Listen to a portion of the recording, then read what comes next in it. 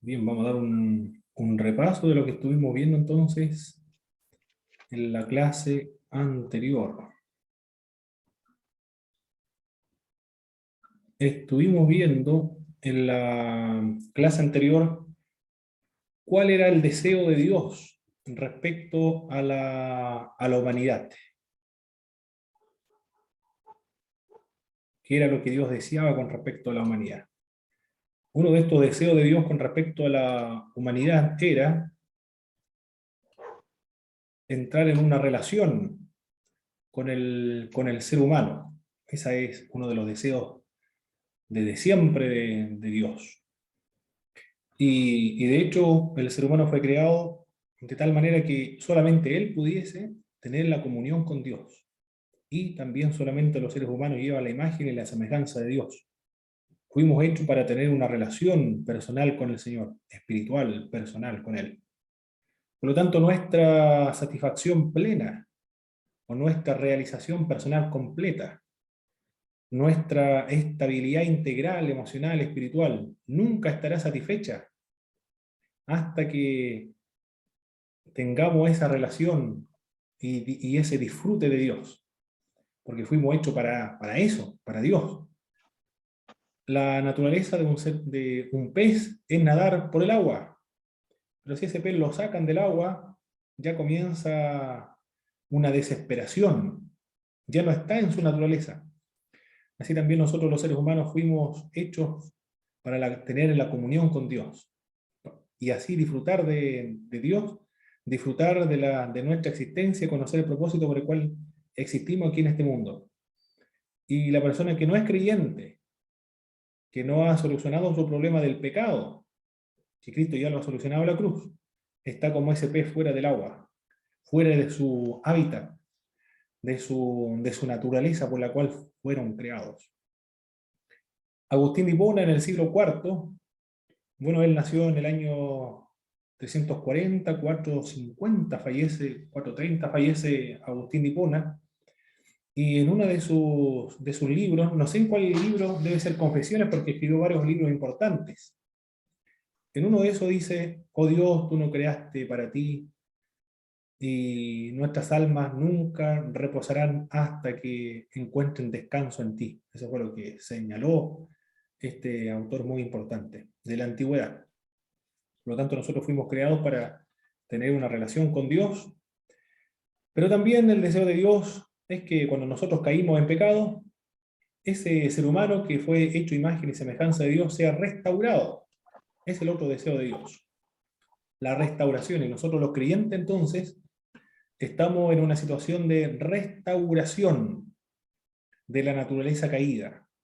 Esta restauración no es total ni completa en el momento en que nosotros nos convertimos a Jesucristo, sino que esta restauración de la antigua imagen de Dios en el ser humano que fue perdida en el pecado en el huerto del Edén, está en un proceso de restauración.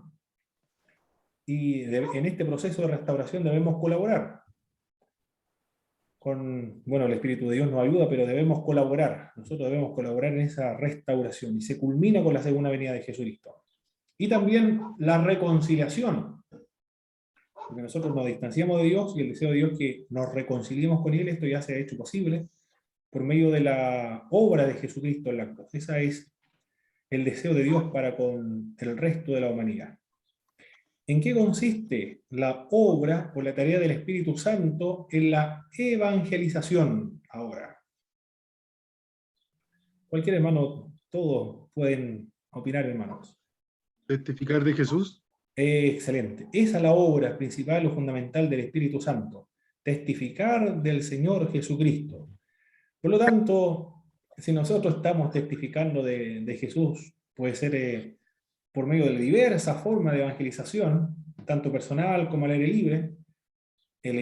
No hay que tener ninguna duda de que el Espíritu de Dios está dándole ayuda y poder para testificar de Jesús, porque esa es precisamente la obra del Espíritu Santo de Dios, testificar de Jesucristo.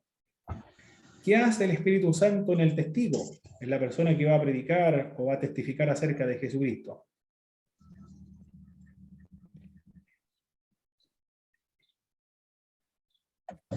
Lo capacita. Muy bien, lo capacita, muy bien, le da los dotes espiritualmente para cumplir el objetivo de testificar, y también lo guía, como lo podemos ver en el caso de Felipe y el eunuco, lo está guiando hacia el eunuco. Pero también el Espíritu de Dios le precede, está anticipadamente actuando y obrando en la persona en que va a ser evangelizada o en la cultura en la cual va a ser evangelizada. Por ejemplo, el apóstol Pablo va a ir a predicar a los atenienses en Atenas, en Grecia, y dice a los atenienses: yo veo que ustedes son muy religiosos porque paseando por uno de tantas calles vi muchos dioses, y vi uno de un Dios no conocido al cual ustedes adoran sin conocerle. Bueno, yo a ese Dios no conocido es el que estoy testificando y predicando. Y tiene un hijo, y su hijo se llama Jesucristo. ¿Qué es lo que hizo el apóstol Pablo? Conectó el evangelio con un elemento de la cultura anfitriona, que eran los atenienses. Lo conectó con el evangelio. Dice: ese Dios no conocido al cual ustedes adoran se llama, el Señor, Elohim, o Adonai en el Antiguo Testamento, o Jehová o Yahvé, y tiene un hijo, y su hijo es Jesucristo. Y de ese Dios yo he venido a testificar. Utiliza ese punto de contacto para predicar el Evangelio. Los misioneros señalan que en todas las culturas de la tierra existen analogías de fe, o puntos de contacto, o puentes de contactos para conectar el Evangelio con la cultura anfitriona que va a recibir al misionero. En todas partes. La fiesta de la tirana, por ejemplo. En el norte, la diablada, con todo eso diablo, con varios cuernos y cabezas. Ya eso sirve como un punto de contacto para la predicación del Evangelio, porque es solamente de mirar el libro de Apocalipsis, de una bestia que sale del mar, otra bestia que sale de la tierra, con cabezas, con cuernos, una bestia extraordinaria. Bueno, son muy similares a la fiesta de la tirana. Del mismo modo, el Navidad, por ejemplo, había un culto antiguo al dios Sol, al dios invicto, y ese punto de contacto lo utilizaron los cristianos para hablar acerca del sol de justicia, que era Jesucristo. Entonces celebraron el nacimiento de Jesús de Nazaret en esa fecha. No saben qué fecha era, pero fue esa la que se establecieron en la antigüedad. Muy bien, esa es entonces la labor que hace el Espíritu de Dios. ¿Cuáles son las funciones que el Espíritu de Dios ejerce en las personas perdidas? ¿Qué es lo que hace? En primer lugar, La convence de pecado. convence de pecado, de juicio, de justicia. Perfecto. ¿Qué más hace el Espíritu de Dios? Le trae, Lo atrae también, atrae, ejerce un poder atractivo. ¿Qué más realiza el Espíritu de Dios? revela la verdad. Perfecto. Revela la verdad y convence acerca de la verdad. Esa es la tarea que hace el Espíritu de Dios. Con respecto a la obra del Espíritu de Dios en la conversión, lleva al Espíritu de Dios de la muerte a la vida, sella al creyente, imparte también los dones espirituales. Con respecto a la sellura, el Espíritu de Dios sella a los creyentes. ¿Cuáles son las dos ideas de el sellar con el Espíritu Santo? Propiedad y seguridad, hermano. Muy bien. Le da seguridad y le da propiedad. Todas las personas que son selladas están seguras. Él indica también que son propiedad de Dios. Muy bien. Eso fue lo que estuvimos viendo entonces la clase anterior. Y ahora corresponde las disertaciones. Vamos a ver, hoy día estamos 27 de diciembre, hermano David Aravena. Todavía todavía no aparece el hermano David Aravena. Yo creo que un poco más tarde se va a conectar. Le vamos a dar la oportunidad al hermano David. Mientras tanto, vamos a avanzar con la clase correspondiente al día de hoy.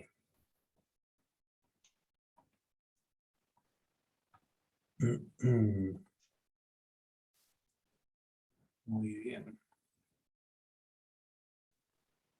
Estamos.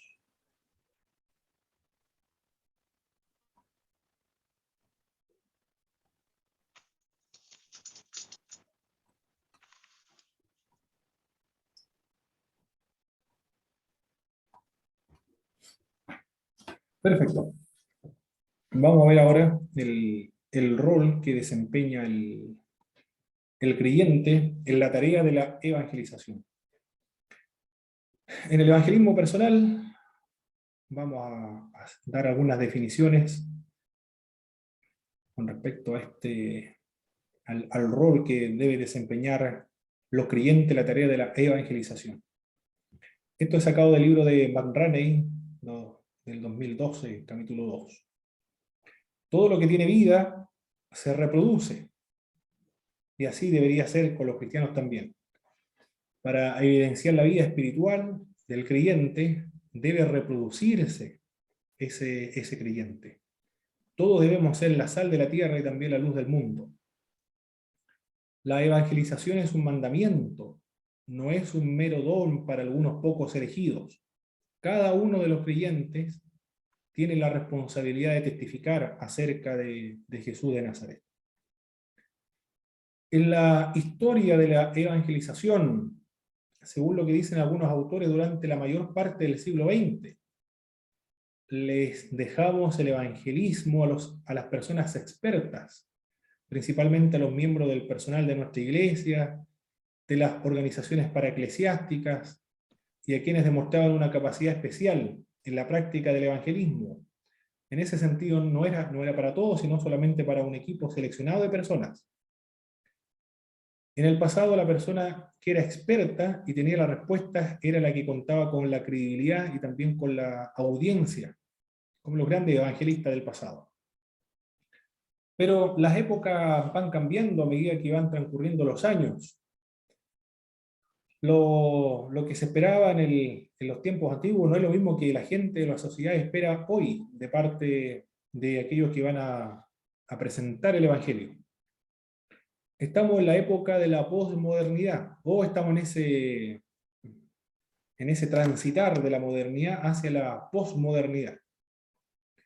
Por lo tanto, en la posmodernidad, experimentar las mismas dudas, la persona que experimenta la misma lucha, los mismos sufrimientos que los demás, es lo que construye la credibilidad.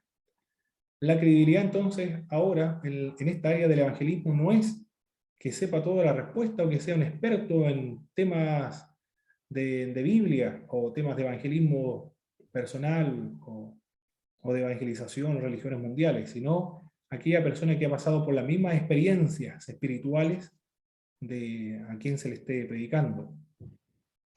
Hace algunas décadas atrás, la mayoría de los perdidos entraban en una de dos grandes categorías. Primero, estaban aquellos que tenían sentimientos positivos y alguna comprensión de lo que son la iglesia y también acerca de lo que era Cristo, pero que no había rendido su vida a Jesucristo todavía, pero conocía algo de la iglesia, de Jesús, de la Biblia también.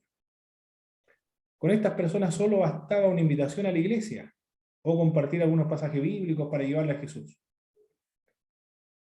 Segundo, estaban aquellas que eran difíciles de alcanzar, es decir, los que presentaban resistencia cuando se le presentaba el mensaje del Evangelio. Estas personas presentaban seria resistencia a Jesucristo. Para poder persuadirlo entonces acerca de la verdad del Evangelio, ahí en ese momento se requería a un especialista, a un pastor o a una persona evangelista que supiera cómo persuadir a alguien, cómo llevar a una persona a Jesús de Nazaret, porque tenía la experiencia y tenía también la competencia, la capacitación del evangelismo de esa época. Con respecto al evangelismo personal, narrar algunos hechos del evangelio en presencia de un incrédulo se puede considerar como el evangelismo personal. El evangelismo es, en su forma más simple, es presentarle a Jesús a nuestros amigos. En eso consiste el evangelismo personal. Presentar a Jesucristo a nuestros amigos o a un incrédulo. La iglesia del siglo I siempre testificó y predicó acerca de Jesucristo en este mismo sentido. Los carpinteros, los que trabajaban con piedras, los obreros, hablaban de Jesús a sus colegas de trabajo y algunos se burlaban. Y de hecho, la representación de la crucifixión de Jesucristo más antigua que se tiene, que se tiene conocimiento actualmente, corresponde a una pintura, a estas pinturas y a estas artes se denomina arte paleocristiano. La pintura paleocristiana más antigua es de unas personas que trabajaban con piedra o la construcción, y el amigo, para burlarse de esta nueva secta, de su amigo que había caído en esta nueva secta, en la cristiana, en el siglo I estamos hablando, hizo un burro crucificado. Era una forma de burlarse de su amigo, quien, según él, adoraba a un burro. Y esa es la pintura paleocristiana más antigua que existe. Ahí estamos viendo de que este amigo cristiano, o colega de trabajo, era el que estaba testificando de Jesús de Nazaret. Está en el trabajo a su colega. Algunos dicen que esa representación es la blasfemia más antigua, otros dicen que es una representación cristiana, porque ya en ese mismo instante los cristianos, sus colegas de trabajo, comenzaron a testificar acerca de Jesús, personas comunes y corrientes. O los que trabajaban también de siervos, de empleados en las casas, ellos comenzaron a hablar de Jesús a todos sus colegas. Con respecto a la perspectiva histórica, durante el siglo XX el evangelismo se le dejó a los expertos. Actualmente la gente busca conversar con personas que han pasado por casi las mismas experiencias para tener credibilidad. ¿Quién tiene credibilidad ahora? En esta sociedad postmoderna, aquellos que han pasado por las mismas experiencias de las personas a las cuales se le está testificando, porque se le escucha tan pronto como ha empatizado. A esta persona sabe empatizar porque me comprende muy bien lo que yo estoy pasando, porque pasó exactamente por la misma situación que yo. ¿Cuál es nuestro rol como evangelista, en esta área del evangelismo y como evangelista? Es verdad que existen dones de evangelista. Algunos son pastores, profetas, evangelistas, apóstoles, que son los enviados, mensajeros, los misioneros, los evangelistas, pastores y maestros. Eso es verdad. Que tienen algunas personas dones o capacidades especiales por el Espíritu de Dios para ejercer esa función. Pero por otra parte, todos los creyentes ejercen el ministerio del evangelista, por el hecho de hablar de Jesucristo y tener la responsabilidad de hablarle de Jesucristo a todos, a todo el mundo. Aunque no tenga el don, todos tienen la responsabilidad. Aunque no todos somos pastores, pero ejercemos el ministerio pastoral. Aunque no todos somos mensajeros, misioneros, ejercemos el ministerio apostólico. Aunque no todos son maestros, por ejemplo, pero se ejerce el ministerio del maestro. El protestantismo estableció eso. No hay consagrados y laicos en el mundo protestante. En el mundo protestante todos son sacerdotes. Lo que se estableció el oficio o el ministerio sacerdotal de todos los creyentes. Todo entonces tiene la responsabilidad de alguna u otra manera de ejercer todos estos ministerios. Nuestro rol entonces desde el punto de vista agrícola, cuando se nos presenta la oportunidad para testificar, nuestro rol es plantar semillas del Evangelio de la fe cristiana. Ese es nuestro rol. Plantar semillas del Evangelio. No existe un enfoque efectivo para el evangelismo personal que no implique plantar. Todos plantamos, de alguna manera. Otros riegan. A otro le corresponde la tarea de desmalezar. Y luego otros van a cosechar. Pero esa es nuestra tarea. A veces plantar, regar, desmalezar, y en algún momento vendrá la cosecha. Definamos el éxito. ¿Qué es lo que es el éxito en cuanto al evangelismo? Simplemente hablar de Cristo en el poder del Espíritu Santo. Y dejar los resultados a Dios. Solamente eso. Eso es el éxito desde este punto de vista de la Biblia. Simplemente hablar de Cristo cada vez más preparados en el poder del Espíritu Santo y dejar los resultados a Dios. Ese es el éxito. No se puede medir el éxito por los resultados, porque los resultados le corresponden al Espíritu de Dios y también el tiempo en que Dios lo determine. Pero no por un método, una estrategia evangelística, podemos decir que uno es más exitoso que otro. Porque finalmente la persuasión, el hecho de que se convenza de pecado, juicio y justicia, eso le corresponde al Espíritu de Dios. No le corresponde al creyente, porque el Espíritu de Dios es el que está trabajando antes de que vaya el testigo. El Espíritu ha trabajado en las circunstancias de la vida, en esa persona que va a convertirse al Señor.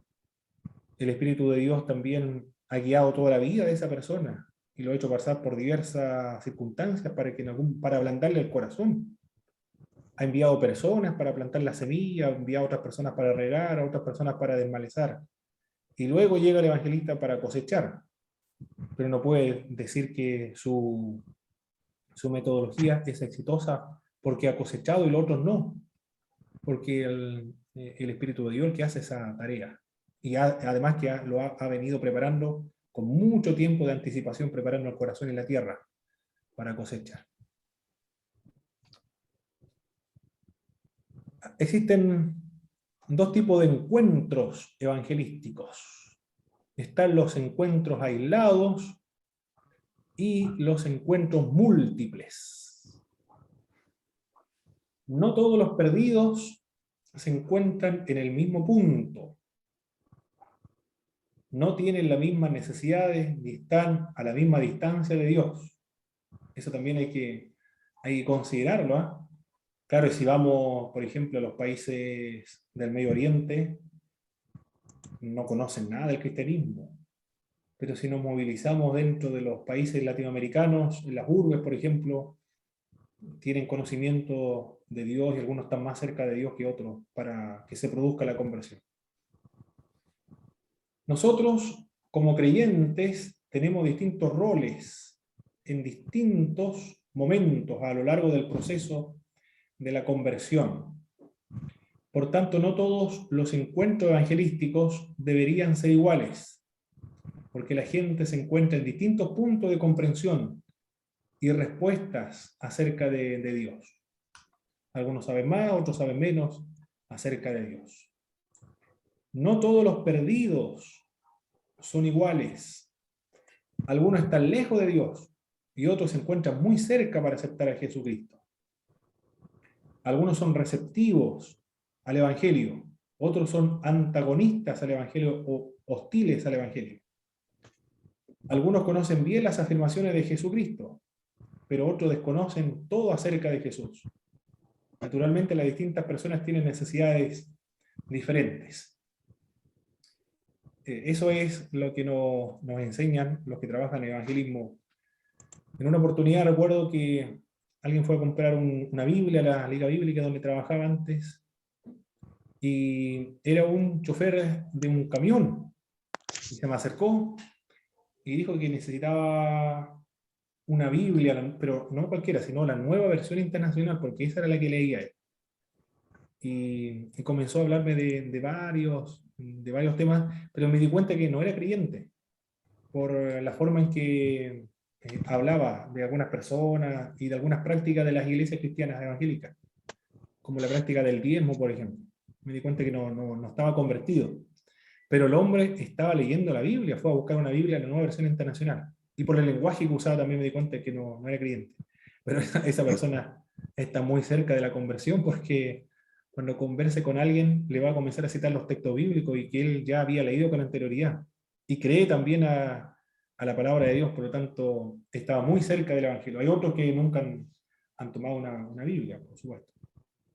Pero todos están en distintas etapas en cuanto al acercamiento a Dios y también en cuanto al conocimiento de las doctrinas bíblicas.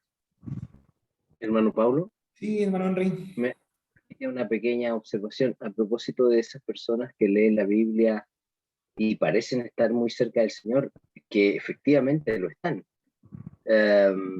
como me parece que en algún momento encontramos en la historia a los filósofos, griegos, pero muy cerca de la verdad, muy cerca, tanto así que en algún momento citamos, ¿cierto?, algunas de sus frases, oraciones y enseñanzas más conocidas.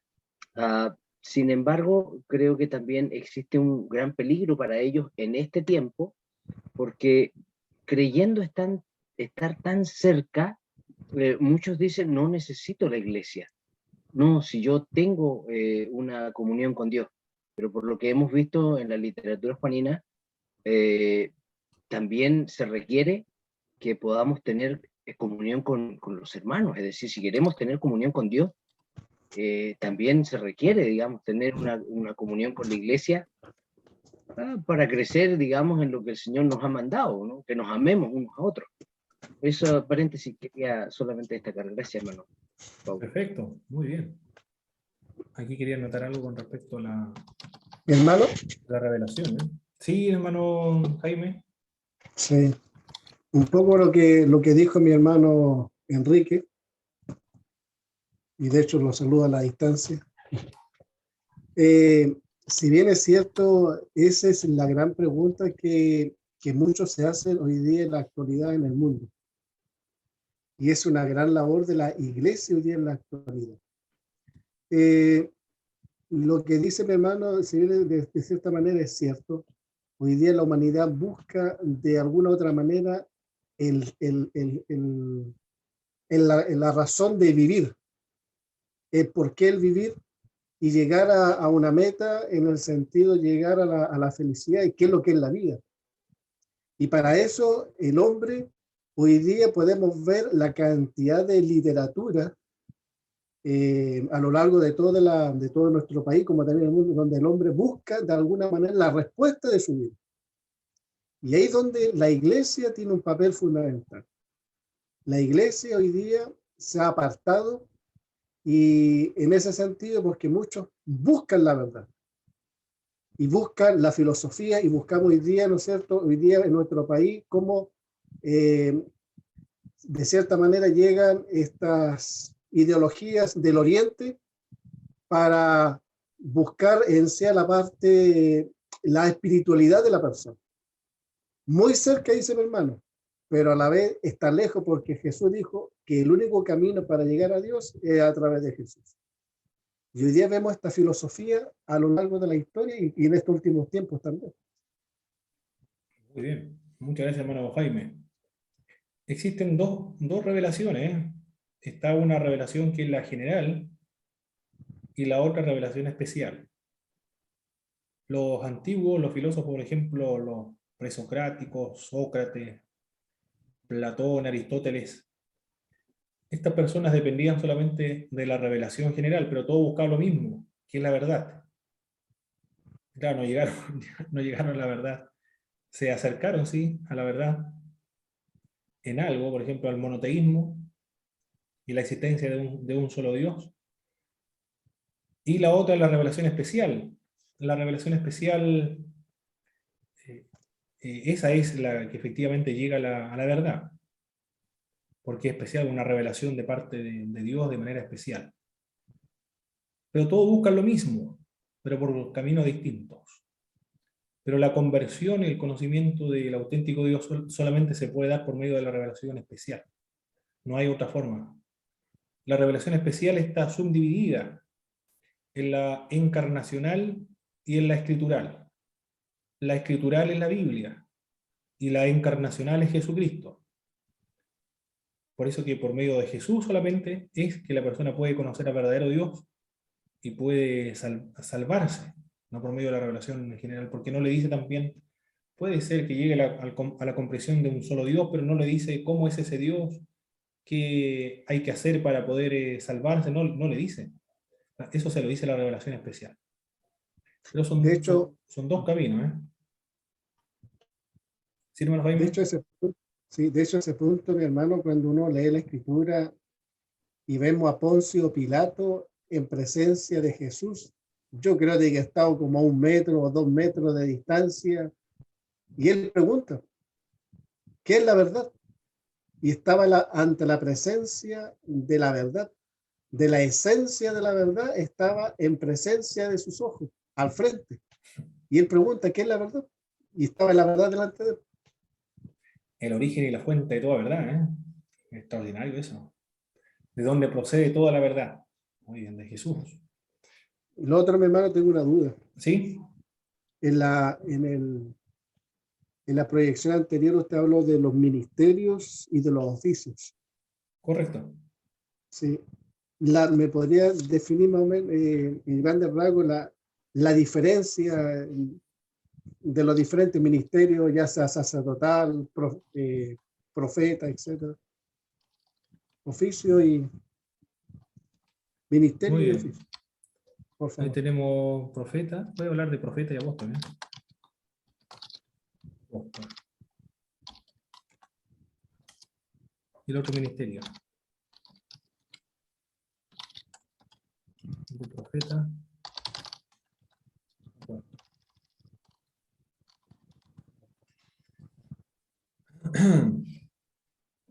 El, el oficio con respecto al profeta en el Antiguo Testamento demandaba tiempo completo para ejercer este oficio.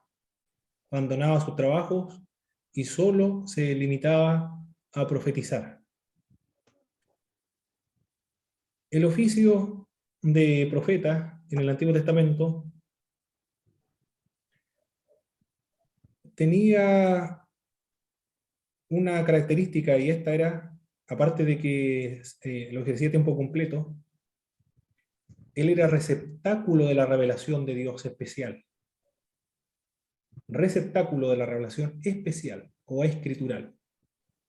Porque lo que él dijo lo dejó registrado en un texto bíblico. Esa es la otra característica, porque hubieron también profetas no escritores, pero la característica principal era a tiempo completo.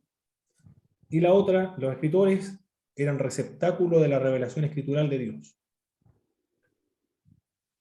En ese sentido, como eran receptáculo de la revelación escritural, los profetas eran infalibles e inerrantes, porque ellos eran mensajeros de Dios. Dios no se puede equivocar. Por eso que eran infalibles e inerrantes, porque cuando registraba la revelación, el Espíritu de Dios le preservaba de cometer algún tipo de error. Anunciaba también la primera venida de Jesucristo hacia el futuro. Ese era en grandes rasgos el oficio de profeta. De apóstol, el apóstol en el Nuevo Testamento ahora es un oficio en el sentido de ser lo receptáculo de la revelación de Dios, la fuente de la revelación de Dios. Su función era fundacional y revelacional. Dos funciones, revelacional y fundacional. Revelacional, la misma característica del profeta, receptáculo de la revelación especial de Dios. Y escritural también, porque ellos fueron los que registraron la Biblia. Infalible e inerrante, porque Dios no se puede equivocar, lo que le había enseñado, y el Espíritu de Dios prometió que lo guiaría a toda verdad y lo preservaría de cometer algún tipo de error. Por eso son inerrantes al momento de registrar la revelación especial de Dios. Su función era revelacional entonces, pero no solamente revelacional, fundacional. Sobre las enseñanzas de los apóstoles iba a ser fundada la iglesia. La iglesia se fundamenta entonces, tanto profetas como apóstoles. Y lo ejercían también la misma característica de los profetas del Antiguo Testamento a tiempo completo. Tenían una autoridad, los profetas no tanto porque los mataron a todos, pero los apóstoles tenían una autoridad en la iglesia, única, exclusiva e intransferible. No se transfería a las futuras generaciones. Única y exclusiva. ¿Qué tenían que tener características? Por ejemplo, ver a Cristo resucitado, ser testigo de Cristo resucitado. Haber estado con Cristo desde el bautismo de Juan hasta la ascensión. Esas son las características de los oficios de profeta. En cambio, y a los profetas del Antiguo Testamento se les llamó profeta. Y en el Nuevo Testamento, apóstol, pero en un sentido exclusivo, jerárquico, eclesiástico. en ese sentido. El ministerio, por otra parte, el ministerio profético, profeta significa una persona que es llamada por Dios para anunciar de parte de Dios. Toda persona en ese sentido que anuncia, que llamado por Dios para anunciar de parte de Dios, ejerce el ministerio profético, aunque no ostente el título de profeta. Todos los creyentes, por el hecho de ser creyentes, son profetas porque todos son llamados por Cristo y llamados a testificar acerca de Jesucristo. No son profetas, pero ejercen el ministerio profético. Si tiene el don de profeta, ese es un profeta, pero tampoco es de la misma característica del antiguo profeta del Antiguo Testamento, porque ya Cristo vino ya. Ni tampoco es fuente de la revelación especial, sino simplemente se limita a lo que ya está registrado por los profetas del Antiguo Testamento. Tiene el don de profecía. Pero el ministerio profético no es un profeta, sino que ejerce el ministerio profético, porque anuncia de Cristo, habla acerca de Cristo. Toda persona que abre la Biblia y comienza a hablar acerca de Dios es un profeta. Cada vez que usted hable de Cristo, predica la palabra, aconseja, está ejerciendo el ministerio profético, sin ser profeta. Del mismo modo, toda persona que es un mensajero, es un embajador, un enviado, ejerce el ministerio apostólico. Porque eso es lo que significa apóstol, y es lo que hacían los apóstoles. Hablar, testificar, establecer iglesias, aconsejar, enseñar, evangelizar, hacer misiones. Esa es la tarea de los apóstoles. Por lo tanto, cada vez que también se hable de Dios, se enseñe, se aconseje, se instruya en cuanto a los temas doctrinales, se interpreta la Sagrada Escritura, o se va a evangelizar, a hacer misiones, está ejerciendo el ministerio de apóstol, aunque no tiene el título de apóstol, porque el oficio caducó con los 12, incluido el apóstol Pablo, porque eran exclusivos e intransferibles, porque su función era revelacional y fundacional, cosa que ninguno de los que ejercen lo que ejerció un ministerio apostólico ahora, todos los creyentes ejercen un ministerio apostólico, lo ostentamos. Esa es la diferencia entre oficio y ministerio. El ministerio, todos los creyentes ejercemos el ministerio, pero el oficio, un grupo exclusivo de personas lo ejerce. En el caso del apóstol, eso ya caducó. En el caso de los profetas del Antiguo Testamento, el oficio de profético ya no está vigente, puesto que ya la escritura fue escrita, pero el don de profecía sí está vigente, por eso es que se le denominan profetas, pero hay que distinguirlo de los profetas del oficio del Antiguo Testamento. También se le llama profeta a la persona que profetiza hoy en día. Sí, eso es la diferencia entre oficio y ministerio. Hermano Pablo. ¿Quedó más o menos claro, hermano Jaime? Sí, mi hermano. Perfecto. Gracias. Hermano Pablo, una duda. Sí, hermano Jorge, Jorge. por acá. Mire, si los apóstoles del Nuevo Testamento como requisito tuvieron que haber visto a Cristo resucitado, ¿por qué a Pablo se le considera apóstol? Porque el apóstol Pablo dice en el libro de Corintios, al apóstol Pablo le cuestiona su apostolado, porque uno de los requisitos para ser apóstol es haber estado con Cristo desde el momento del bautismo de Juan en el río Jordán hasta la ascensión. Ese es el requisito. Y el apóstol Pablo presenta algunas señales, evidencias que autentifican su apostolado. La primera, dice, ¿no he visto yo a Cristo resucitado? Esa es la primera evidencia que presenta el apóstol Pablo. ¿No he visto yo a Cristo resucitado? Es decir, para ser apóstol en ese sentido eclesiástico, jerárquico, cuya función era revelacional y fundacional, era haber visto a Cristo resucitado. Y él vio a Cristo resucitado, se convirtió en camino a Damasco, lo vio resucitado. Bueno, específicamente en ese sentido de ver, literalmente lo escuchó, vio una luz y fue cegado, pero la idea es que lo llamó Jesucristo mismo. Es decir, puede testificar él, Pablo, acerca de que Cristo resucitó realmente porque conversó con Cristo cuando iba a Damasco, y esa conversación con Cristo cuando iba a Damasco lo hizo convertirse a ser seguidor de Cristo. La otra del apóstol Pablo dice, no son ustedes no son obra de Dios por medio de mí, es decir, no he yo establecido esta iglesia. Es la otra evidencia que autentifica su verdadero apostolado. Dice, ¿acaso yo no soy el que lo fundó a ustedes? Ustedes son el resultado de mi labor entre ustedes. Es decir, el apóstol entonces, de acuerdo a ese requisito que presenta Pablo, es haber establecido iglesias en campo donde no se había testificado anteriormente de Jesús de Nazaret. Establecer iglesias en campos nuevos. Y en la misma carta de Corinto dice, yo procuré no predicar a Cristo donde ya había sido predicado para no fundar iglesias en fundamento ajeno, para no construir sobre fundamento ajeno. Él se fue a predicar donde no había sido predicado todavía. Eso dice el apóstol Pablo en Corintios. ¿Acaso yo no he visto a Cristo resucitado? ¿Acaso ustedes no son obra que yo realicé entre ustedes? Después, en Gálatas capítulo 1, en uno de esos versículos dice, lo que yo predico entre los gentiles, no lo aprendí de hombre alguno, de varón alguno, ni entre los apóstoles.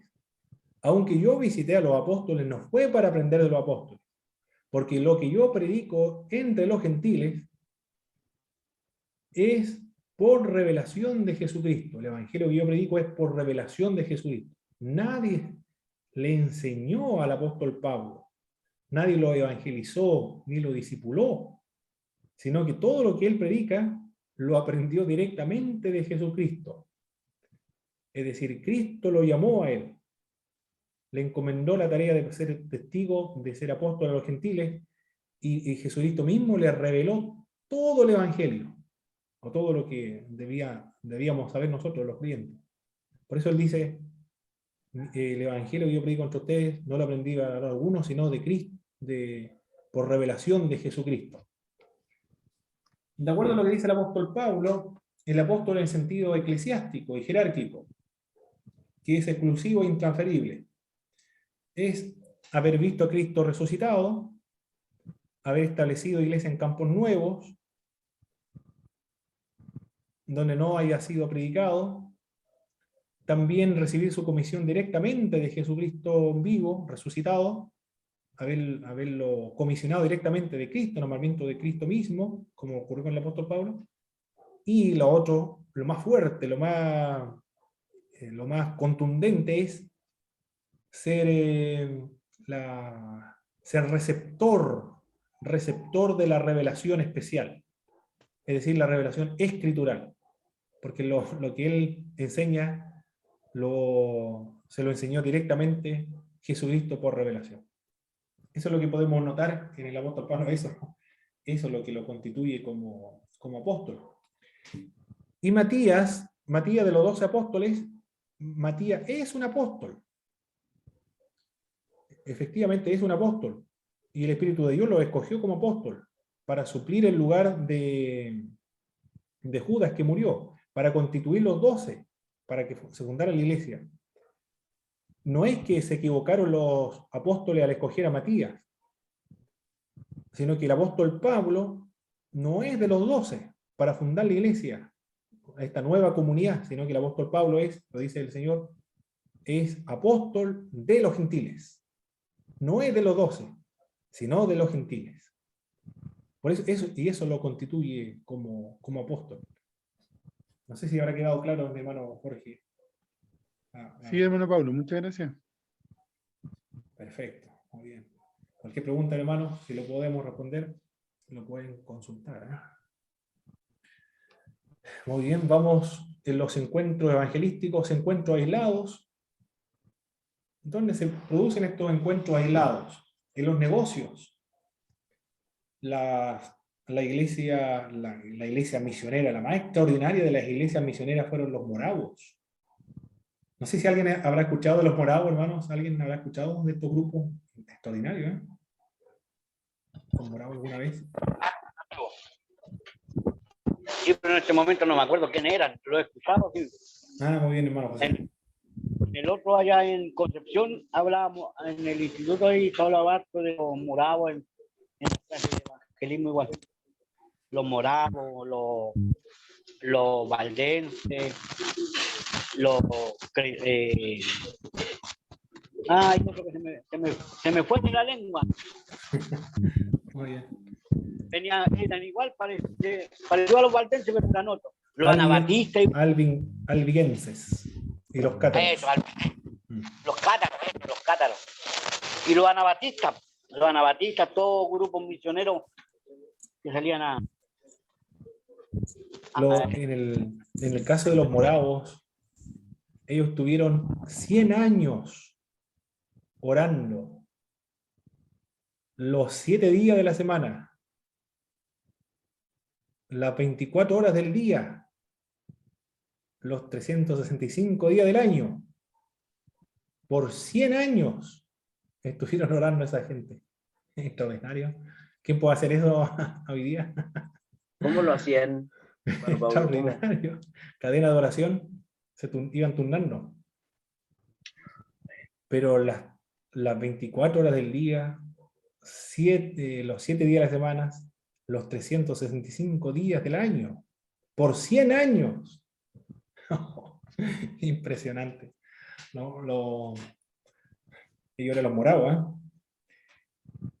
La iglesia protestante, de cada 5.000 miembros de una iglesia protestante, tenía un misionero. En cambio, en la iglesia morava, de 30 miembros, tenían un misionero fuera de la iglesia. ¿No? Imagínense, de 5.000, un misionero. En cambio, los moravos, de 30 miembros, un misionero en el mundo. Eso eran pesos pesados. Pesos pesados. Ellos fueron los que convirtieron y guiaron a la conversión a John Wesley. Imagínense lo que pueden hacer. 100 años de oración. Afirmativo, a John Wesley. Y al hermano. Claro, Carlos Wesley también. Ellos eran comerciantes, mercaderes, trabajaban en las calles, vendiendo su artesanía. Se ponían en las calles, tendían su manto, ponían su artesanía, y a su colega que estaba al lado de los otros países le hablaban acerca de Jesús. Jesús te ama, Dios es amor. En eso consistía el evangelio de la iglesia morava. Llenaron el mundo del evangelio a esa gente. Impresionante.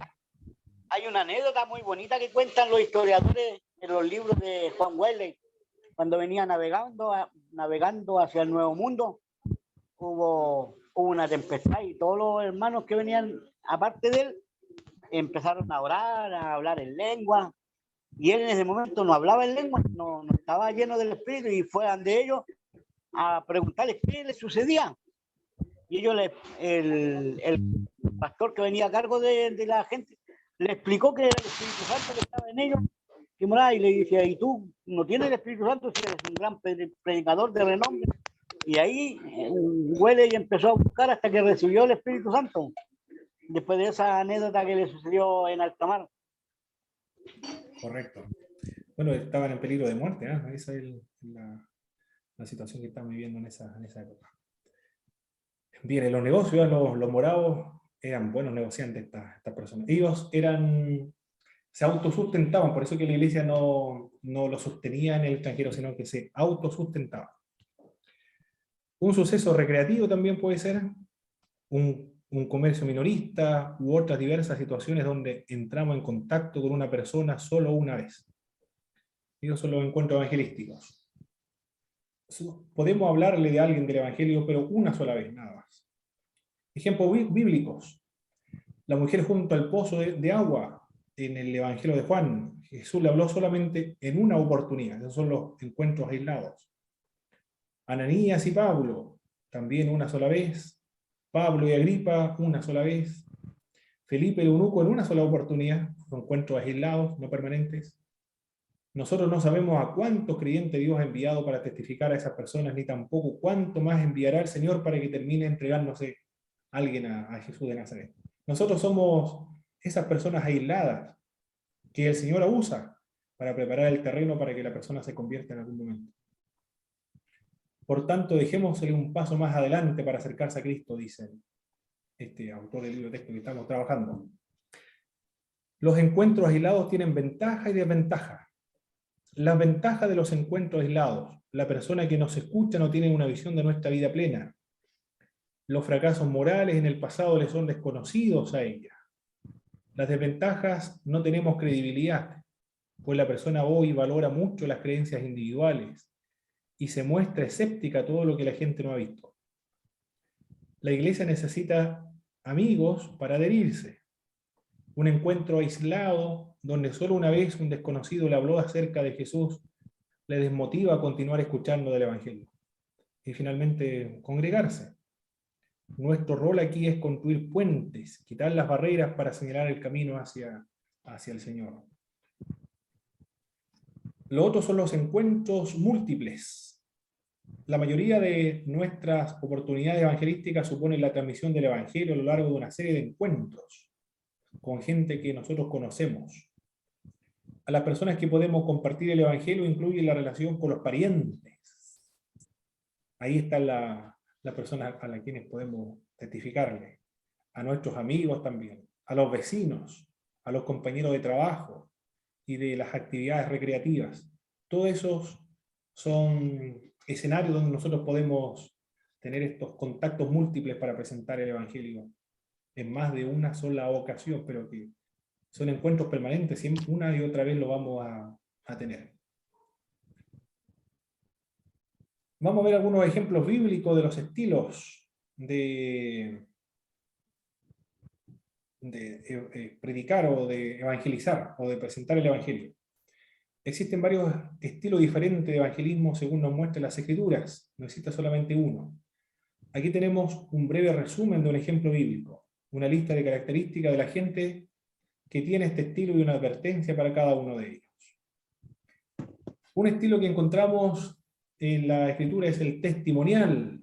El ciego, por ejemplo, en Juan capítulo 9, que testifica acerca de la obra que Cristo realizó en él, de la obra de sanidad. La característica de este estilo testimonial: el comunicador es claro, narrador de historia también, es buen oyente. La advertencia con respecto a este tipo de estilo testimonial: tener cuidado de hablar de ti mismo sin relación o sin relacionar la experiencia con la vida de la otra persona. Primero escuchar para poder conectar la historia con la situación que está viviendo la otra persona. El testimonial, la advertencia es escuchar primero para que nuestra experiencia tenga alguna relación con la persona a la cual se le está evangelizando. Otro tipo de estilo en cuanto a la presentación del Evangelio es el intelectual. La característica de este estilo es inquisitivo, analítico, lógico. La advertencia de este estilo: no reemplazar el mensaje del Evangelio con respuestas a preguntas. Tener cuidado de no caer en la polémica tampoco. ¿A qué se refiere la polémica? Terminar finalmente defendiendo la fe o desprestigiando a la otra cultura, a la otra religión. Como lo dice el apóstol Pablo en el capítulo 13 capítulo 17 del libro de Hechos. El apóstol Pablo vio plagada en la ciudad de Atenas de muchos dioses. Pero él tuvo mucho cuidado de no ser polémico en la presentación del Evangelio en Atenas.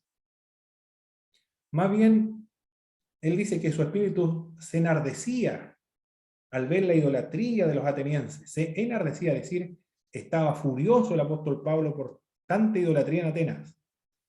Pero el apóstol Pablo se pudo controlar, tenía dominio propio, porque en vez de comenzar a polemizar, a insultar a los atenienses y a cuestionar su idolatría, ¿qué es lo que hace el apóstol Pablo en Hechos capítulo 17? Lo transforma esa furia que él tiene esa indignación de la idolatría de los atenienses, lo transforma en algo positivo.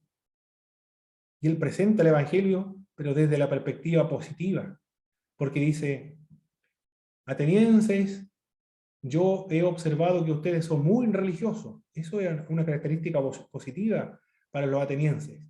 Es decir, son personas que realmente están comprometidas con la religión. Ustedes son muy religiosos. Una nota positiva que le da a los atenienses. Porque yo he visto muchos dioses y también he visto uno. Y ese del Dios que dice el Dios no conocido, de ese Dios yo he venido a testificar.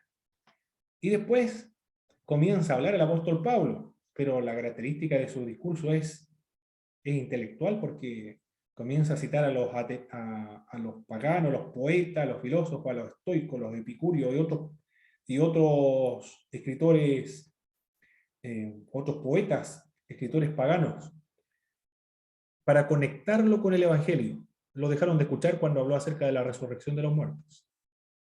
Pero ese fue su mensaje intelectual. Claro que algunos se convirtieron, otros no se convirtieron al Evangelio.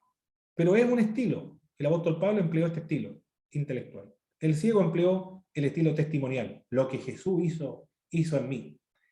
Recuerdo un pastor que tenía compromiso con la justicia, o la vida que llevaba antiguamente, y se convirtió al Señor, y en un momento lo correspondió ir a visitar a una iglesia. Y le preguntó al pastor: ¿qué voy a hablar de cuando llegue a la casa de donde me voy a hospedar? Cuéntale tu testimonio, le dijo el pastor. Y el hermano le contó su testimonio, cómo era cuando estaba en el mundo.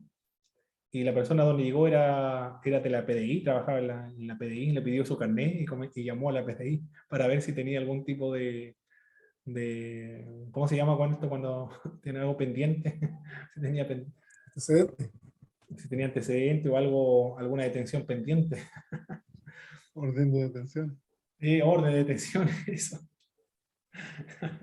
No le creyó el testimonio del hermano. Por si acaso, dijo el hermano: vamos a llevar a la PDI. Bueno, él presentó su testimonio, ¿eh? De un estilo también, el testimonial. El apóstol Pablo, un estilo intelectual. El otro es antagónico.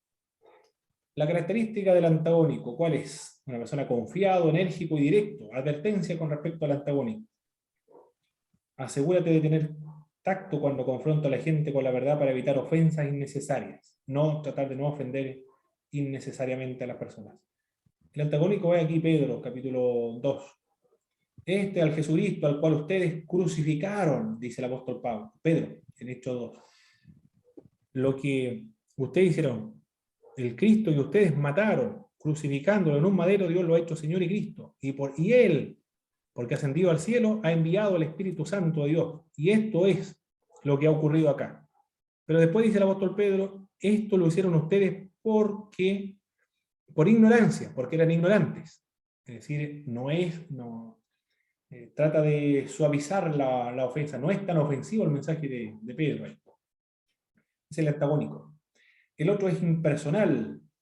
La característica del estilo impersonal: la personalidad cálida, un conversador, es una persona amigable. La advertencia: no deje de decir la verdad por valorar la amistad. Muchas veces la presentación del Evangelio implica desafiar por completo la dirección de una persona en la vida, y esto puede traer fricción en la relación. La impersonal, es decir, la conversación y la amistad, no debe ocultarle esa parte del Evangelio que tiene que ver con el pecado y la necesidad de un Salvador. La otra es la invitación. La característica de este estilo de invitación es el hospitalario, relacional, persuasivo. La advertencia con respecto a este tipo de estilo es tener cuidado de no permitir siempre que los demás hablen por ti. Hay que estar siempre preparado para responder a todo el que pida razón de la esperanza que hay en ustedes. Es decir, tener siempre respuesta a las preguntas que nos pudiesen plantear. Defensa del Evangelio que nosotros queremos presentar. Ahí lo podemos ver acá en Juan capítulo 4, cuando Jesús conversa con la mujer samaritana.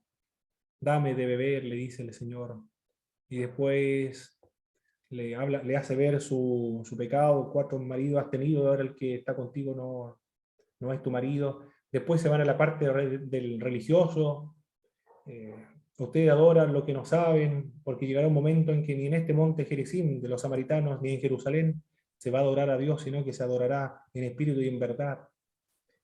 Si supieras el don de Dios, ¿y quién te dice dame de beber? Tú le pedirías y te daría él agua viva. Y esa es la invitación. Es decir, él responde a todas las preguntas que le da la mujer samaritana, nuestro Señor. El otro es el servicio, las características de este estilo, características centrado en los demás, humilde, paciente. La advertencia, así como las palabras no reemplazan las acciones, esta no reemplaza las palabras. Aclarar que debemos hablarle de Cristo a la gente. El servicio es hacer servicio social, obra social o acción social a la comunidad de las personas que necesitan el Evangelio.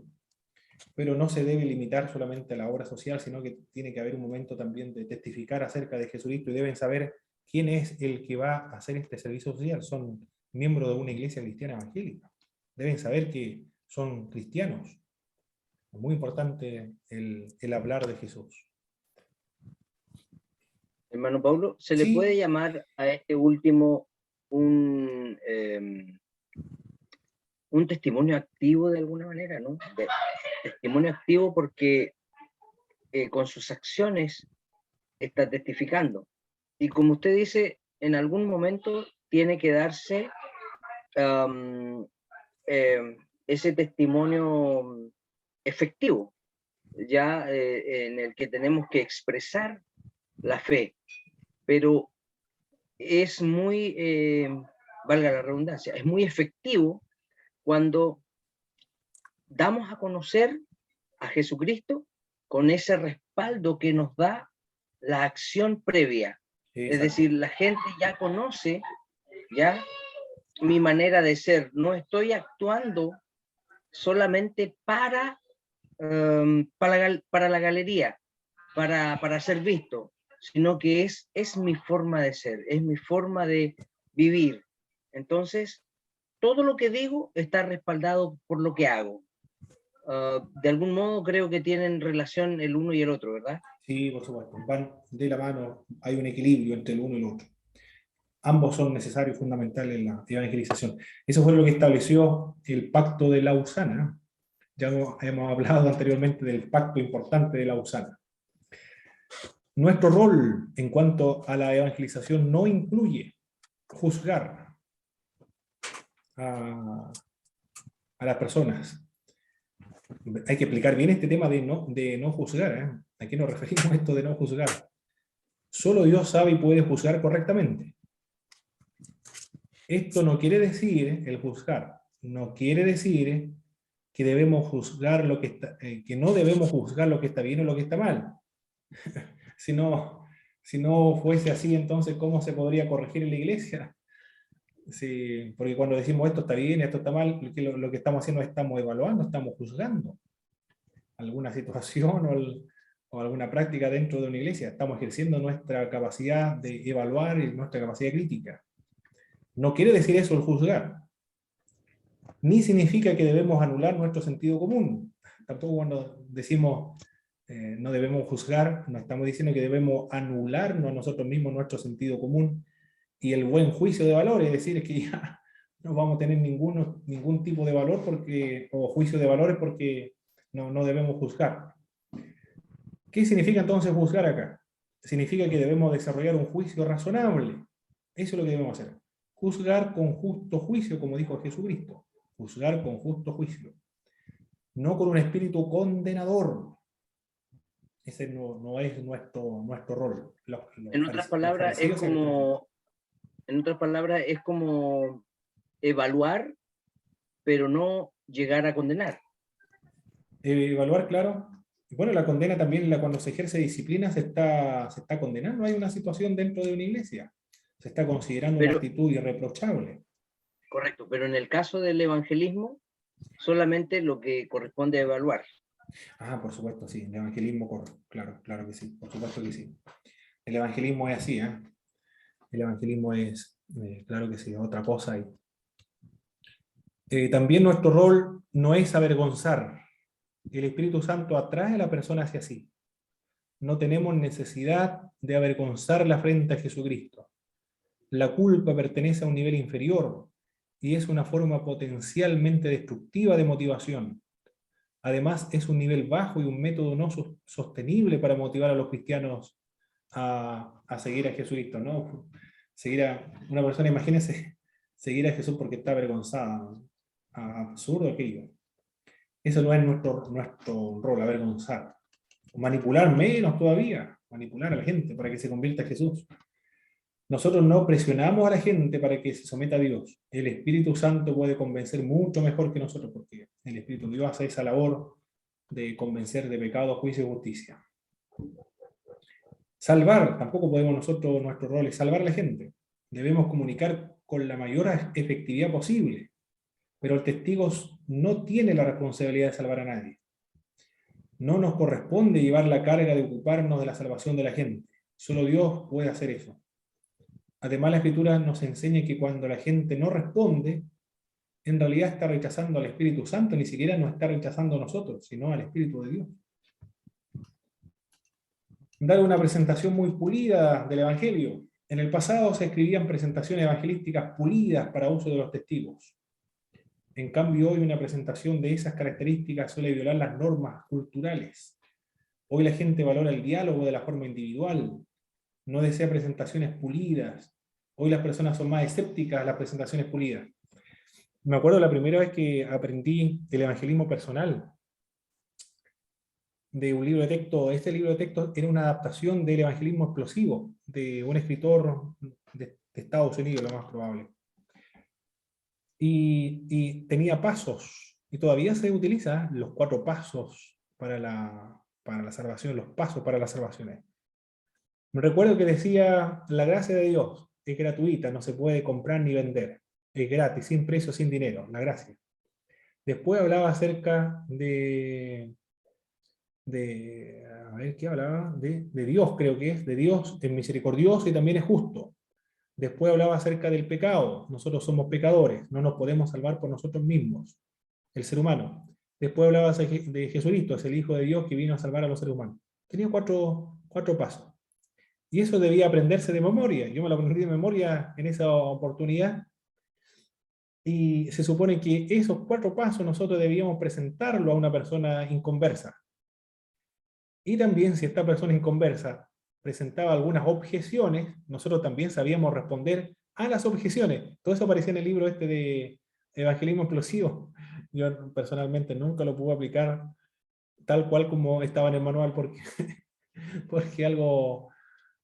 es algo pulido, pero nunca lo pude aplicar realmente tal cual como decía el manual. En alguna oportunidad lo hablé, pero siempre me decían, en 2 oportunidades me dijeron, esto es un... entonces dime que es un monólogo esto, entonces lo que estás haciendo tú es un monólogo, me decían. No querían ese tipo de monólogo. Para las personas de hoy, por lo menos, esas presentaciones no son efectivas. Ahora lo que requiere la gente es el diálogo, la conversación, pero no algo, tal vez una sirve presentación. ¿Sí? como un punto de referencia, ¿verdad? Ese tipo de esquemas. Exactamente, sí. ¿Qué es lo que nosotros podemos presentar el evangelismo? ¿Qué punto podemos desarrollar cuando presentemos el evangelio? Pero ahora se da en el diálogo. Ahora esos libros de texto ya han cambiado, ya no aparece más algo así, con una presentación de evangelismo personal muy estructurado, e incluso saber responder hasta las objeciones que eventualmente se nos podría presentar. Ese no es nuestro rol, lo que quiere decir dar una impresión muy pulida del evangelio. Porque las personas, de acuerdo a la sociedad postmoderna, lo que desea es el diálogo y la conversación. O presentar argumentos ganadores, tampoco es nuestro rol. La apologética clásica todavía tiene un lugar importante en el contexto de la posmodernidad, pero la mayoría de las relaciones no tratamos de ganar un debate. En la evangelización no se intenta ganar un debate, ese es otro campo de ganar un debate. Además que un recurso didáctico que se da en la educación, pero no se puede presentar en en una evangelización. La evangelización tiene otra finalidad, no ganar un debate. La nueva apologética inicialmente requerirá formular buenas preguntas, no argumentos ganadores. Incluso la apologética moderna, la apologética que surgió en el año 2017, 2020, 2021, ahora esos libros de apologética hacen preguntas, elaboran preguntas, de tal modo que aquellas preguntas traten de desestabilizar los fundamentos de donde se basan, por ejemplo, el materialismo, el ateísmo, el agnosticismo, entre otros. Lo más feroz actualmente contra el cristianismo es el materialismo, eso es, o el nuevo ateísmo. Pero la pregunta tiene la finalidad de presentar lo reduccionista de esta ideología, y que no puede responder a todas las preguntas, es inconsistente, es ilógico, es incoherente. Y además, para poder argumentar y sostener su propio punto de vista, que es el materialismo, necesita tomar elementos propios del cristianismo. Eso es lo que señala por lo menos la nueva apologética. Pero es de otro campo, otra materia aquello, no tiene que ver con evangelismo. El evangelismo no trata de ganarse un debate, ni tampoco presentar preguntas que hacen desestabilizar o socavar los cimientos de una ideología. Vender, ese tampoco es nuestro rol. Tendremos mejores resultados si invitamos a la gente a tener una relación vital con Cristo, más que vender programas de autoayuda, ¿no? Tampoco el presentar el Evangelio es como presentar un producto para ser vendido y consumido por la gente. En eso no consiste nuestro rol. Ser experto en las religiones del mundo, tampoco nuestro rol es ese, ser experto en las religiones del mundo. La sociedad actual es altamente pluralista, el posmodernismo crece rápidamente, podemos conocer algunos principios de las religiones y conectarlas con el Evangelio, pero tampoco las personas a las cuales se predica en la sociedad posmoderna necesita experto en las religiones del mundo. Además, para ser experto en las religiones del mundo realmente es muy complejo, es muy difícil, porque algunos autores dicen que para conocer una religión de verdad, realmente, debe tener la experiencia en esa religión, de lo contrario nunca lo va a obtener el conocimiento de esa religión. Equivaldría eso a una apostasía para poder conocer una religión. Es complejo ese campo. Hermano Pablo, Sí, hermano Enrique. perdón que interrumpa No, adelante. de nuevo. Oiga, me pasó una situación con un padre y un hijo muy, pero muy ateos, muy tremendamente, unas barreras inmensas con el Evangelio. Y fue en un cóctel algo muy, como muy ligero, era difícil de entrar con esas personas. Yo los escuché porque no tenía otra opción en realidad. Y de repente, cuando me estaban argumentando acerca de que Dios no existía y que el Big Bang y en fin, y me nombran algunos datos que aportaba el Discovery Channel. Entonces yo, claro, le puse atención porque también había visto algunos reportajes del Discovery Channel y de esto de la astronomía, en fin. Y yo no recuerdo exactamente cómo, pero usé esos mismos recursos que ellos me presentaron y les puse una panorámica así de lo que ellos me estaban hablando, pero no para desarmarlos ni desarticularlos, no para vender, como dice usted. Cuando terminé de decir los 3 o 4 puntos que les presenté, el hombre estaba casi con la boca abierta y el hijo me quedó mirando y me dijo, sí, claro, tienes razón, así es. Entonces yo me quedé muy, muy impresionado porque yo en mi interior, ¿no? Le dije, Señor, pero estas cosas yo solamente las sabía, pero nunca pensé decirlas. Entonces yo creo y estoy absolutamente seguro de que Dios nos permite, por medio de su Espíritu Santo, anticiparnos a esas situaciones y usar recursos que muchas veces nosotros ni siquiera imaginamos para poder evangelizar y plantar la semilla, como decía usted, en esas personas. es algo maravilloso, no tiene explicación. Muy bien. Gracias, hermano Pablo. Hermano Henry. Hermano David todavía no se conecta, ¿cierto? David. Hay un hermano que aparece ahí, Javier Tecay, ¿no es hermano David, sí? No, parece que todavía no se conecta. No, soy yo, hermano Michel. Ah, Olvidé muy cambiarlo. bien. Hermano David, entonces todavía no. Ya, la próxima semana entonces inserta. Nuestro rol, ¿qué incluye entonces? Dar testimonio acerca de Jesús. Ser testigo también de lo que ha hecho Jesucristo en nuestras vidas.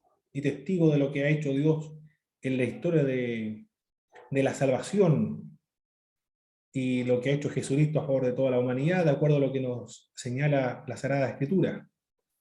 Ser embajadores del reino de Dios. Y nuestro anuncio es que las personas se reconcilien con Dios, porque ya Dios se ha reconciliado con la humanidad por medio de Jesús. Proclamar o anunciar las buenas noticias. Me gusta ese texto que también lo habla Marcos. Lo que escucharon ustedes en privado, proclámenlo desde las azoteas. Persuadir o convencer, como lo hacía el apóstol Pablo en la sinagoga de los judíos. Ese es nuestro rol, llevar a la persuasión acerca de Jesús de Nazaret. Dar testimonio, ser testigos, ser embajadores, proclamar, persuadir o convencer a las personas acerca de en este caso de Hechos, Pablo a los judíos. La fase de preevangelismo para el evangelismo. Construir relaciones creíbles, construir puentes, ser una persona inofensiva con un mensaje peligroso y que nuestra vida tenga credibilidad. Esas son las fases del preevangelismo. Construir puentes primero, los cristianos tendrán que hacer un esfuerzo por relacionarse con quienes están fuera de la familia de Dios.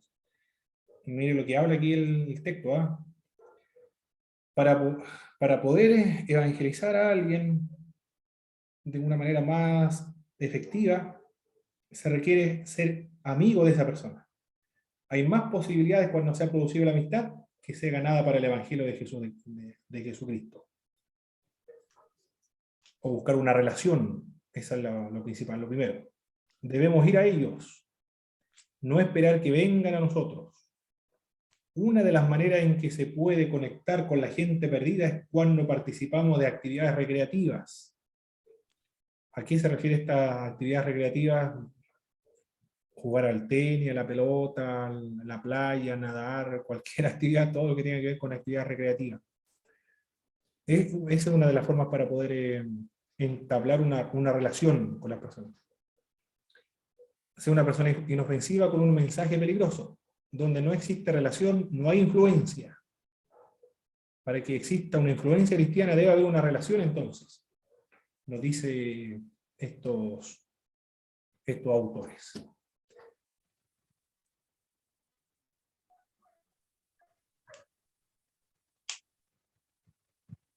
Hermano Jaime, aporte algo para que tengamos... ¿Me escucha, mi hermano?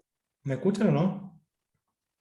Ahora lo escuchamos. Ah, perfecto. Ahora sí, se había ido.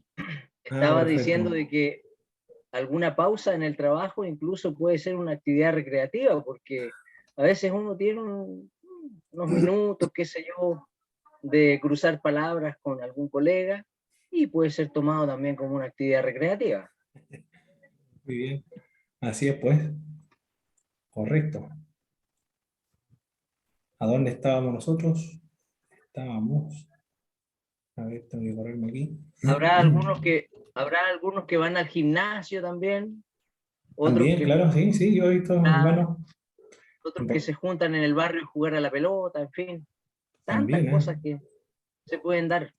Exactamente. Yo creo efectivamente, hermano Pablo, de que en cualquier momento es posible dar testimonio de Jesucristo. A veces con palabras muy, pero muy sencillas. Es como flash, así, una frase corta. Pero cuando está trabajando el Espíritu Santo hay una actividad extraordinaria y no sé cómo Él llega, pero Él llega. Nosotros solamente somos un canal de paso. Así es, por misericordia del Señor. Muy bien, y que la vida tenga credibilidad para las otras personas, La gente que nos conoce siempre nos está mirando, incluso cuando no sabemos que nos observan. Y lo otro es buscar encuentros divinos. En la búsqueda para testificar debemos ser sensibles al Espíritu de Dios, o a la guía del Espíritu de Dios. La fase preevangelística da el mensaje, llevar las conversaciones a Cristo. Cuantas más conversaciones comiences, más veces comunicarás el mensaje del Evangelio. Es decir, hay tener una mentalidad evangelística acá. Claro que esto es lo que menciona, es decir, llevar las conversaciones a Cristo. Pero cuando uno comienza una amistad con una persona incrédula con la finalidad de poder establecer una relación y la amistad, y esa relación y esa amistad lo va a influenciar con el mensaje de Cristo, se entiende que luego y posteriormente, cuando ya esté esa amistad y esa relación, se va a comenzar a hablar acerca de Jesús, pero no inmediatamente, así lo entiendo yo, de acuerdo a lo que dice este libro de texto, a menos que sea una conversación esta aislada, es decir, una vez, en algún momento se puede, que no se va a ver nunca más, una sola vez nada más, y después el Señor va a emplear a otras personas para testificar. Eso lo encuentro aislado. Comunicar esto es importante igual, comunicar el contenido del Evangelio. Para esta etapa debemos refinar nuestras comprensiones de los puntos esenciales del Evangelio. Aquí hay que conocer muy bien los puntos esenciales del Evangelio. Por eso estas 4 pautas que le había dado anteriormente. La gracia es un regalo de Dios, es un don de Dios. No se compra con dinero, es sin precio. Lo otro, acerca de la fe, por ejemplo, una doctrina muy importante, la fe. Porque la fe es el elemento para que se pueda producir la conversión. Conocer estos elementos de la fe está compuesto de la parte intelectual, la parte de dar el asentimiento y luego de la apropiación. ¿A qué se refiere esto? La parte intelectual debe conocer primero en quién voy a depositar mi fe. Se debe conocer en quién voy a depositar mi fe. Después, el asentimiento. Yo estoy de acuerdo con lo que usted me está diciendo acerca de Dios, de la Biblia. Esa es la etapa del asentimiento. Pero todavía no se ha producido la fe. Aunque conozca acerca de Dios, de Jesús y de la Biblia, del plan de salvación, no se ha producido la fe. Aunque incluso de su asentimiento, es decir, yo estoy de acuerdo con todo lo que usted me dice acerca de la Biblia, de Dios, de la doctrina bíblica, todavía no se ha producido la fe. ¿Cuándo se ha producido la fe? Cuando la persona se apropia de estas doctrinas bíblicas y de lo que se está hablando acerca de Dios, lo hace suyo.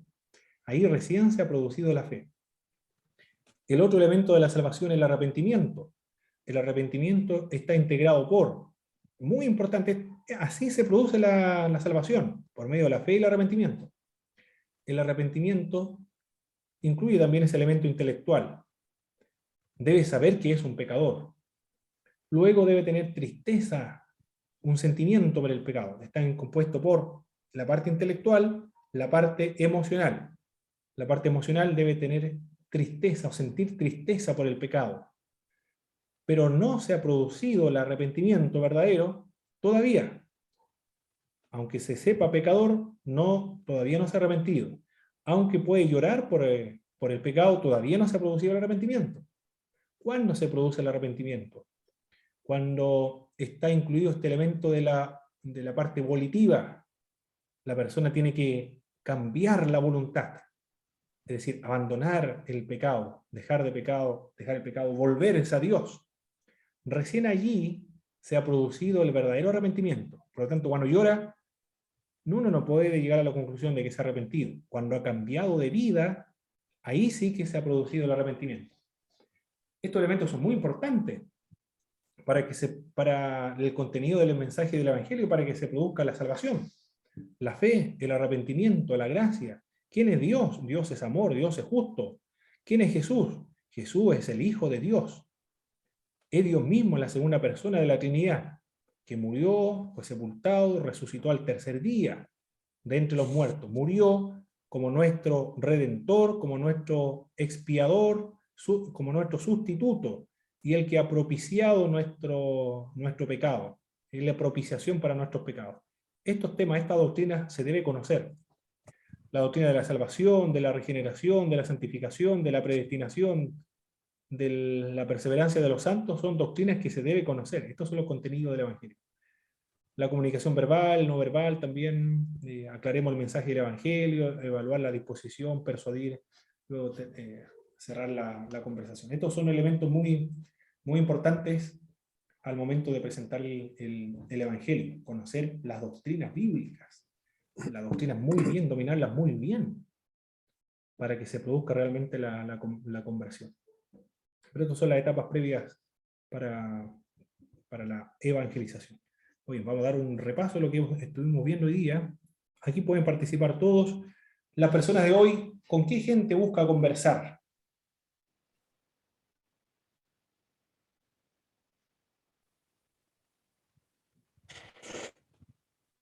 ¿Cómo era la pregunta, hermano Pablo? Perdón.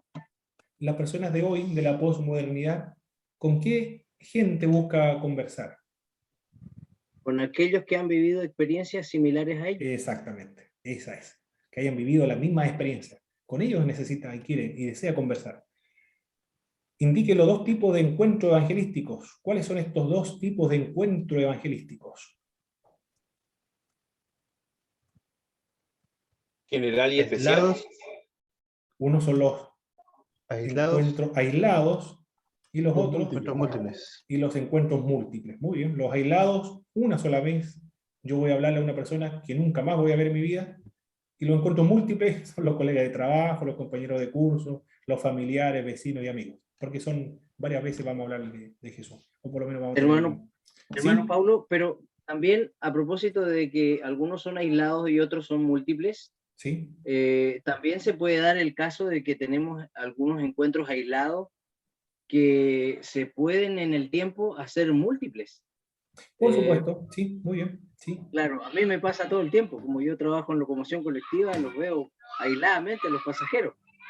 Y de repente cuando se vuelven a subir conmigo, me tocan el tema en el que quedamos la vez anterior, que yo no me acuerdo cuál es el tema, así que tengo que preguntarle.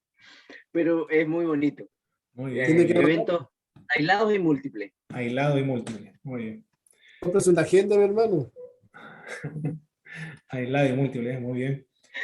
Muchas En los ejemplos bíblicos de estilos evangelísticos, ¿cuáles son los distintos tipos de estilos evangelísticos? Intelectual, Intelectual, el apóstol Pablo, muy bien. Otro. impersonal, Testimonial. Testimonial, impersonal, muy bien. Antagónico, Antagónico. servicio, Antagónico también, antagónico igual. Invitación. Invitación y el servicio de labor social, perfecto. ¿Qué no incluye nuestro rol? Nuestro rol no incluye pujar, juzgar, eso no significa anular nuestro sentido común. ¿Qué más? avergonzar, Avergonzar al resto, al contrario, a la persona que vamos a evangelizar. No debemos manipular, muy bien. salvar, No podemos salvar, porque es solamente una obra de Dios. Bien. ¿Qué dar más? una impresión muy purida. Una, una presentación del Evangelio pulida, muy elaborada, con la finalidad de sorprender a la otra persona. No es nuestro rol tampoco. Muy bien, ¿qué más? Defender, Ahora, Presentar argumentos ganadores, no, claro que no. Aquí no tiene que ver con ganar un juicio o ganar un debate. No, nada que ver con eso. Sino acá es presentar el Evangelio o tampoco vender un producto. Tampoco tiene que ver con vender. O ser experto en religiones mundiales. No es dar una cátedra acerca de religiones mundiales. Tampoco eso, ¿eh? O ser un sociólogo de las religiones del mundo. De la religión tampoco. Tampoco nuestro rol. ¿Cuál es nuestro rol entonces? dar testimonio, Eso solamente. Dar testimonio. ser testigos de Jesucristo, Ser testigo de Jesús de Nazaret. Muy bien. Ser ¿qué más? embajadores. embajadores, Embajadores del reino de Dios. ¿Qué más? Entregar un persuadir evangelio. con Anunciar y persuadir. Muy bien, acerca de la verdad. Perfecto, mis estimados hermanos. Muy bien, muchas gracias. Eso es lo que estuvimos viendo hoy día entonces.